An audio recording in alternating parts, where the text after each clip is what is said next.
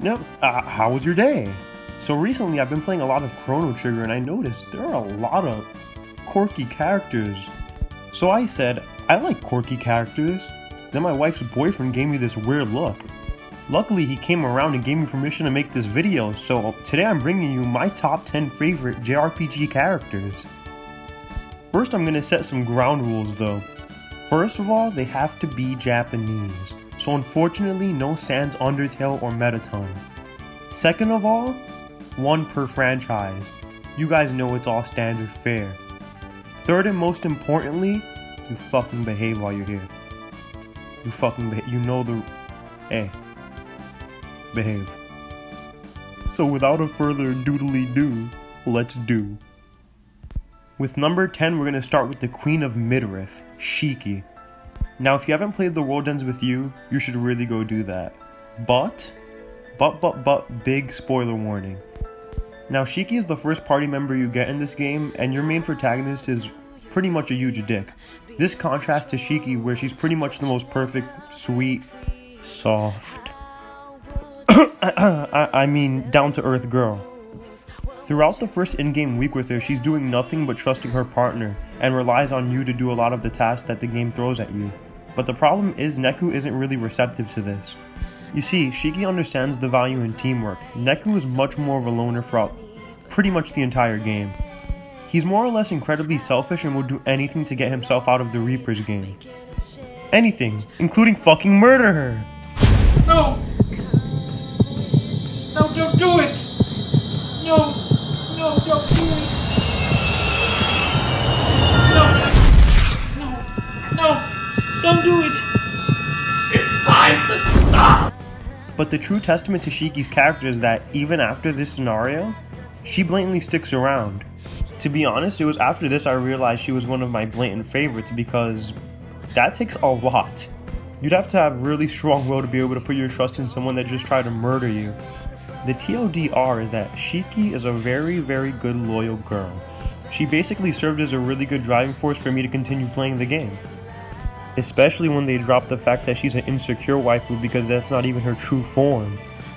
You find out in the game that Shiki had a friend before she died that she was super envious of in terms of her appearance. She comes to a resolution near the end of the game with this character flaw, and I must say it all felt very human and organic, so I feel good putting Shiki at number 10. Bead! Bead! Betty!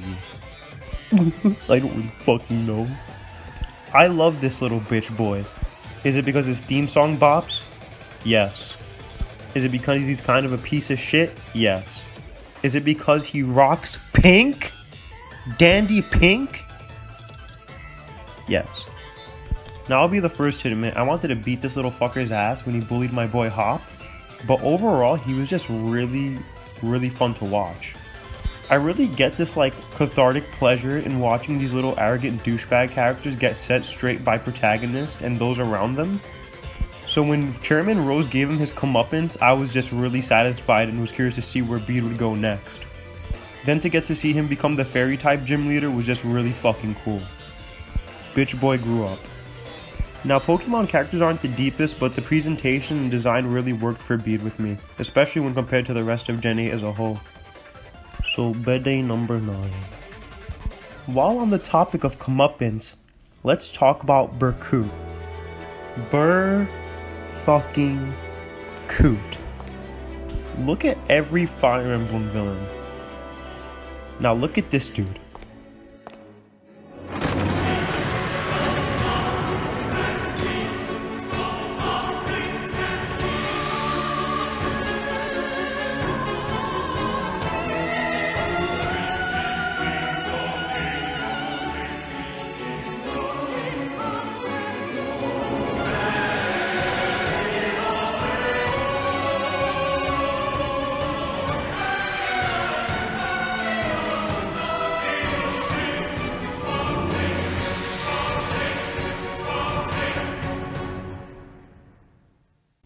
Burku was a completely original character made for Shadows of Valentia, and I just gotta say they fucking knocked it out of the park.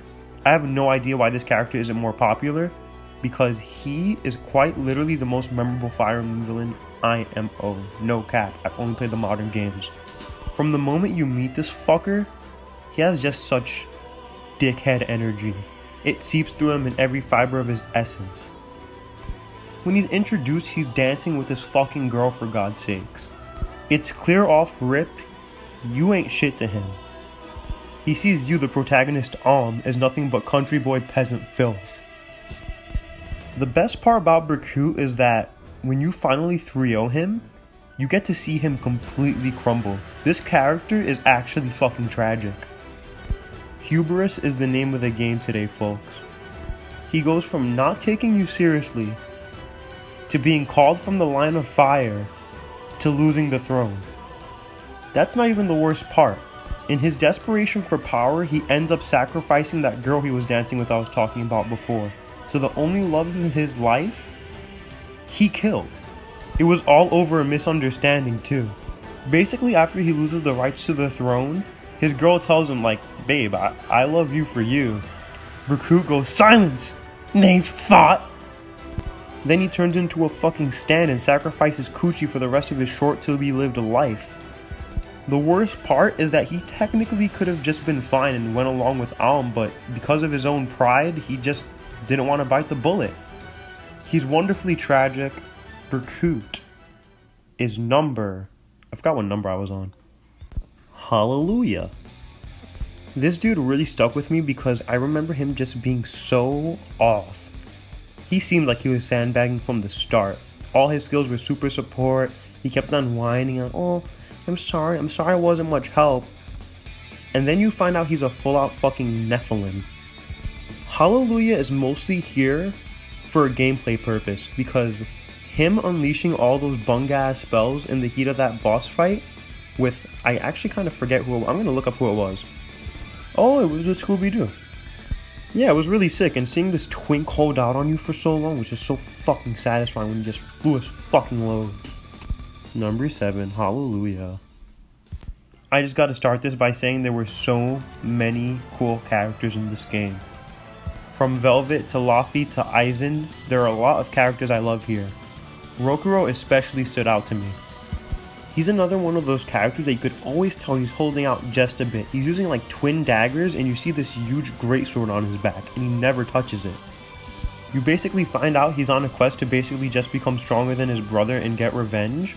The thing is though is that his brother didn't necessarily do anything wrong to him. He just wants to kill his brother because he wants to fucking murder his brother. You see, Rokuro stuck with me because he's actually evil. Even by the end of the game when the demon curse is lifted, he remains a demon because his sins are set in stone. He is actually of impure heart. It's especially interesting to me because he's not brooding, he's actually really aloof and goofy. But underneath all that is just a lust for power that's so genuine and pure that I kind of couldn't help but love him. So I feel good giving number 6 to Magilu, the best fucking girl. I never said Rokuro was number 6. I just wanted to talk about Rokuro.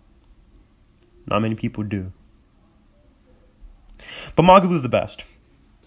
Final Fantasy. What can be said about the characters of Final Fantasy? Zack Fair, Tifa Lockhart, of my blatant favorites. So I was really deciding who I wanted to give this to and realized something. I was a fool. Because Ignis is actually the best fucking boy. Besides being designated driver, he's also best mom. Have you seen his food? He consistently remained cool-headed throughout most of the story, even when shit got super intense. As a retainer, he does his job literally perfect. Seeing him become disabled after chapter 10 actually fucking got to me. I know for a fact I'm not the only person that was waiting for Ignis to catch up every step of the way in chapter 10. It's one thing to hear about someone sacrificing their well-being for you, but it's another thing to full out see the effects of the sacrifices they made. This was one of those moments where I really did realize games could do things movies can't. You really feel this. The reality is that Ignis is a badass. He was able to don the ring and fucking survive. If you haven't played FF15, basically this ring will straight up kill you if you're not worthy of wearing it. Even when you gain the ring as Noctis, Noctis struggles with it, constantly. Knowing Noctis is an almighty prince and seeing Ignis do his work for him basically is just fucking sick. Iggy, you've earned your spot number 5. I love the MILF series. MILF 3 hasn't been localized but is no exception. Klaus is another one of those characters that is just so tragic that I have to love him. He's a brash hothead that tries to handle the death of his mom with immediate action. Action that in fact does lead to his fall. He rushes out immediately to try to avenge his mother and the pig troops get a hold of him. From that point he works his way up into Porky's troop and actually becomes a full-fledged commander. He's got a sick-ass design, but in swap for that he also got completely brainwashed. In your final confrontation with him, things get extra powerful. Lucas is unable to act as your protagonist because he really doesn't want to hurt his brother. He only has his father left and his mother's already gone. You see Klaus so far gone, but then he now starts calling down to him, soothing him and telling him not to hurt his younger brother Lucas. Where in the last moment, he snaps out of it. But when he does, he realizes there's only one true option. One option to save the world. He notices Lucas's mother badge. And kamikazes. You see, the Franklin badge and mother has the ability to reflect things. Klaus is fully aware of this and uses PK Thunder to disarm himself and let his brother live on. It's always been especially insane to me that these pixels, these little sprites, were able to convey so much sadness. It's really odd how it's almost hard to watch. But that's just how it hit though. Klaus number 4. Oh god. I love this fucking fag. Now, I'm sure for everyone who's heard of Dragon Quest XI has been hammered home with Silvano. And that is for great fucking reason. This character may be the epitome of fun in games. He's especially interesting just because he's a joy to watch. The way he animates alone doesn't really need him to say a single word because he's just so bouncy. You see, Silvano's cool because he's actually a fully fledged performer, but he's also a closeted knight. You come to learn that Silvano's father is an elite commander and that he pretty much abandoned his duties in favor of pursuing art. Silvano strongly believes in the art of performance and being able to bring smiles to people to really change their hearts. His number one goal is to lift spirits, and if you couldn't tell by how I'm reacting, he beyond succeeds. He's also unapologetically super fucking gay. And that's okay. Silvano 3 GG's easy.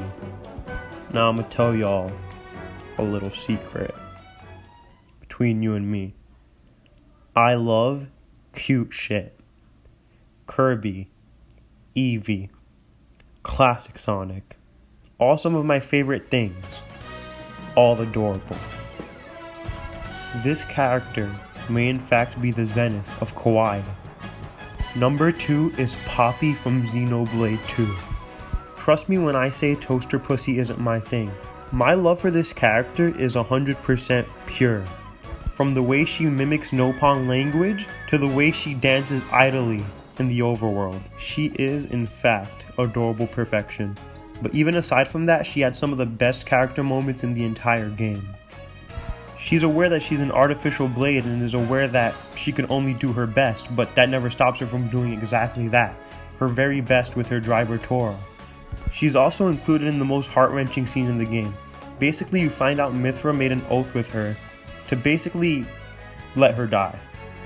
She knew in the final escape that Rex would try to go save her after she had to stay behind and basically destroy the Ark. Now understand in the moment, it wasn't made clear. All we knew is that Mithra told Poppy something and it would come up again somehow, but not where or when.